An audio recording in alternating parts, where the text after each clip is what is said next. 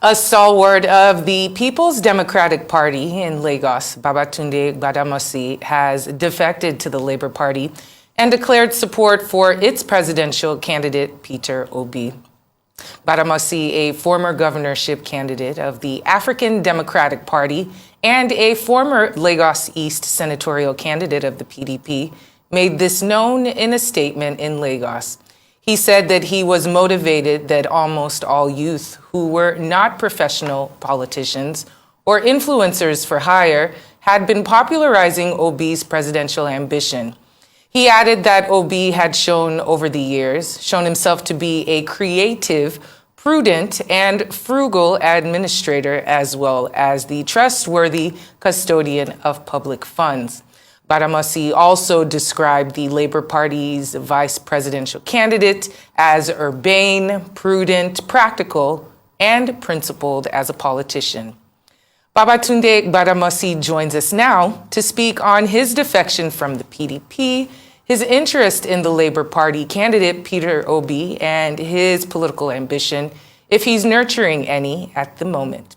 Good afternoon, Mr. Gbadamosi. Thank you for joining us this afternoon on Newsday. Good afternoon, and thank you for having me. With the recent announcement of your defection, I have to ask why the timing of the defection, any significance to it? There is I attach no particular significance to the time I announced my defection. I mean, I'd been disillusioned with the goings-on in the PDP, Lagos especially, and to some extent at the national level also, for quite a while now. And, issues like substituting names of duly elected delegates at ward congresses, at local government congresses, at state congresses, and so on like that. Substituting names of candidates that have duly emerged at primaries for various positions. I mean, the evidence of my statement is at the Lagos Federal High Court, where there are multiple cases, I think maybe about 30 different cases surrounding that issue. It's all a bit messy, and I'd rather not be part of that mess. The most important thing for Lagosians now is to be free of certain shackles that have been on our necks for the last 23 years. Now, the last time we witnessed any measure of progress in Lagos was during the Jakonde period. The last time we witnessed any measure of progress in Nigeria, at least a part of Nigeria, in Western Nigeria, was during the Awolowo administration of the pre-independence period, self-rule, I think it was called at the time, where we saw a lot of industrialization. We saw a free education program that was spread throughout the Southwest, what is now called the Southwest. We saw exponential growth in general progress across the country. All sorts of indices, we just kept going up and up and up. And it only all started falling apart, I think, from about 1962, when certain elements decided to interfere in the internal governance of Western Nigeria. And that portended very bad omens for the Federation of Nigeria as a whole. We need to get back to what Awolowo and co were doing back then. And the closest candidate that I can find that seems to be able to pull that off based on his personal record is, without a shadow of a doubt, Peter Obi. There is no time. There is no time, especially with the quagmire that Nigeria finds itself in now, the needless mountain of debt that we're sitting on, the insecurity, the divisions, the ethnic divisions, the religious divisions, all these things combine to make for an emergency situation. Undeclared, yes it is, but it is an emergency, whether we like it or not. All right, Mr. Gbadamosi, let me ask similar questions. First of all, you're being quoted as saying, I no get shishi. Of course, in local parlance, that means that you do not have one. But I do not believe that statement, because Of course, as a real estate developer, I've seen you in choice cars. So you say that, I don't know where that is coming from. Maybe you can explain further. But you've also mentioned that having contested in back-to-back elections in 2019 and 2020, that you are tapped out. And talk to us about the whole political sphere and how cumbersome it is and how money sapping it is running for office in Nigeria. Well, I have to say that the Nigerian constitution, as it were, clearly borrows heavily from the American presidential model. However, unfortunately, it doesn't take all of it. It takes only a little of it and then superimposes all sorts of Nigerianisms that have made that constitution completely and utterly unworkable. Now, that has led us to a point where politics has become a cash guzzler. And if we're going to go the American way, we might as well go the whole hog. We should have situations where candidates are actually sponsored and funded by the electorate, by supporters, and so on and so forth, rather than have a situation where a few extremely wealthy individuals who have become so wealthy because they somehow managed to corner state resources and have used the same state resources to protect themselves from prosecution. These people stay on top of the political game by spending public funds for their own personal ambitions.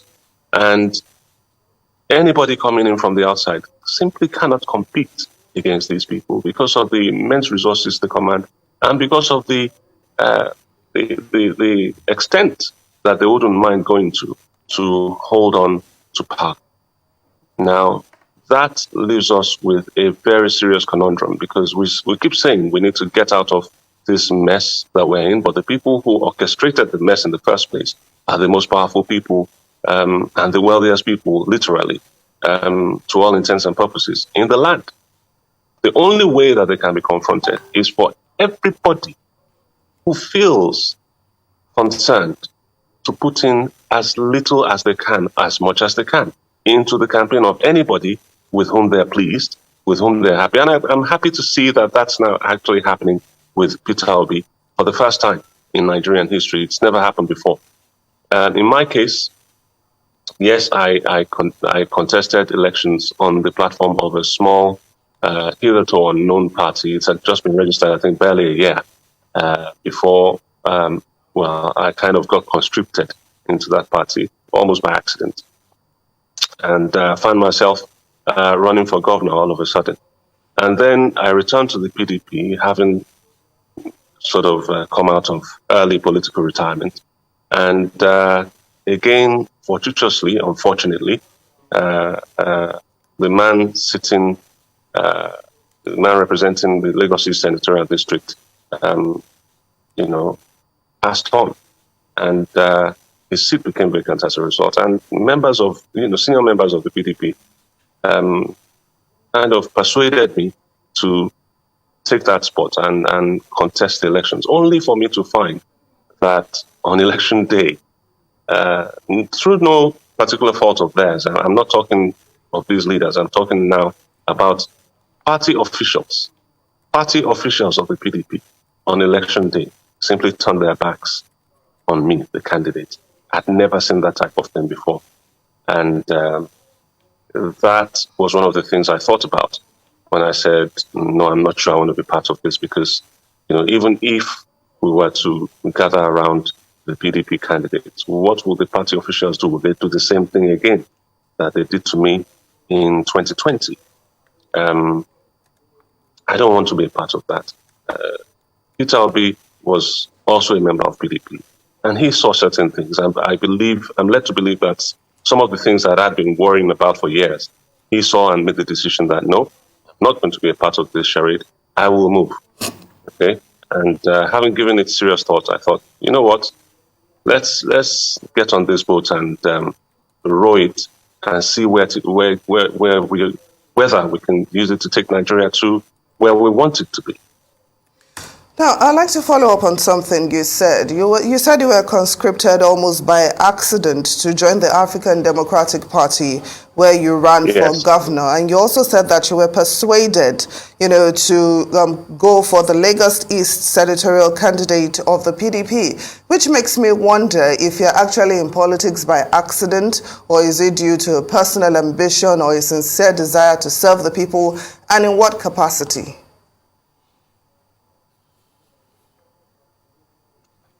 For 17 years, I lived in the UK, 17 years of my adult life. And in all that time, I don't think I ever saw a pile of refuse the way we see piles of refuse on the streets. I never, ever saw a dead body on the street. There was never a time when there was no running water in the taps. And I never saw a borehole. I also never heard the sound of a generator. In fact, the first time I came across a generator in the UK was when we were doing up our office on Deptford High Street, 2222 Deptford High Street. We were, renovating it, ready to turn it into an office space. It used to be a shop at the time. That was the first time in the UK that I had to use a generator because, of course, it was a building site. Coming back to Nigeria in 2003, it wasn't so much of a shock, but I still felt badly enough that we're still here. Exactly how I left Nigeria in 1990. On January 21st, 1990, that's when I left. And it's still pretty much the same. No water running from the taps, no electricity, piles of refuse everywhere, dead bodies every now and again on the street, armed robberies, area boys. It's such a shame that we're still here. Came back in 2003. This is now 2022, 19 years later. And things are still the same, pretty much, if not even worse, because Lagos is now more crowded. There are more homeless. There's a very, very serious homelessness problem in Lagos that the authorities are, for whatever reason, turning a blind eye to. There's a very serious transportation problem in Lagos. The other time, during the 2019 gubernatorial debate, I asserted that people were spending up to 6 hours in traffic a day. I was corrected a day later by, I think it was Budget, that corrected me and said they fact-checked what I said, and they said it was wrong, that it was in fact 7 hours a day. So you can't see all that, and knowing what I know directly from one of the actors of the 1950s and 1960s, my grandfather, and just sit back, it's just not possible. I can't. We have to move forward. We have to get ahead. We used to be ahead of Singapore. We're not fit to wipe their shoes anymore. Well, That's my motivation. Mr. Gbadamosi, you said quite a bit. Knowing that we have such issues in the country, I mean, you've mentioned a few, but then you didn't add the insecurity, the issues with education, healthcare. That's a topic for a whole other day. Exactly. I'm just trying to buttress the fact that whoever gets into power come February 2023 has a lot on their plate. It has to be someone who is not only organized, but someone has the stomach to deal with all that will come their way, knowing that the troubles that we face are quite high and seemingly insurmountable. Now, you have pitched your tent with the Labour Party and are definitely giving Peter Obi your full thumbs up. That is clear. Do you think he is the person that will be able to clear this up come February 2023? Or is it even a matter of, can we solve these issues? Is it solvable in the next 4 years? Or is the next person that comes in just going to inherit a lot of mess that will just be kicked down the road and will hopefully be solved by the further administration? How do you go about solving this mess that we're in? And is Peter Obi the guy to do so? Your thoughts?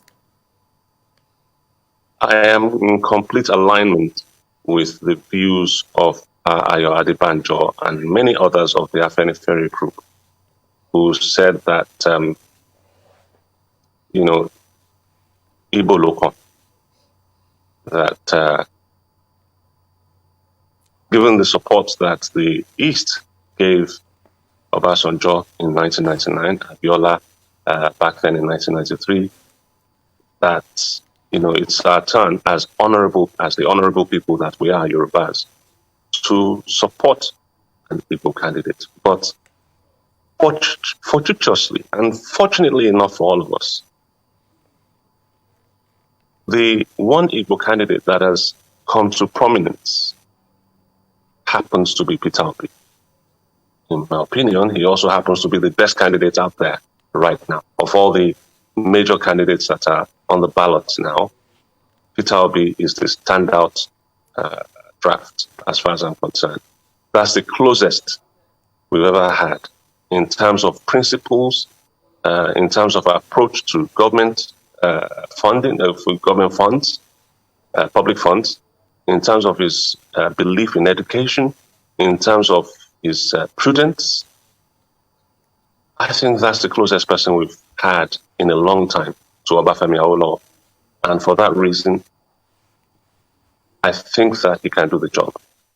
I also believe that because of the preponderance of young people that are supporting him, I think that there is a national will to change things. And that is key. It's one thing to be a great administrator, a prudent manager of resources. It's another thing to have the support that you need to achieve the kind of changes that you want to achieve.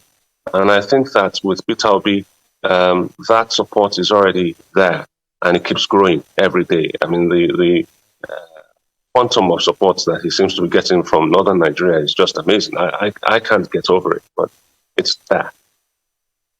All right, I want to say many thanks to you, Mr. Babatunde Gbadamosi of the Labour Party, for joining us here.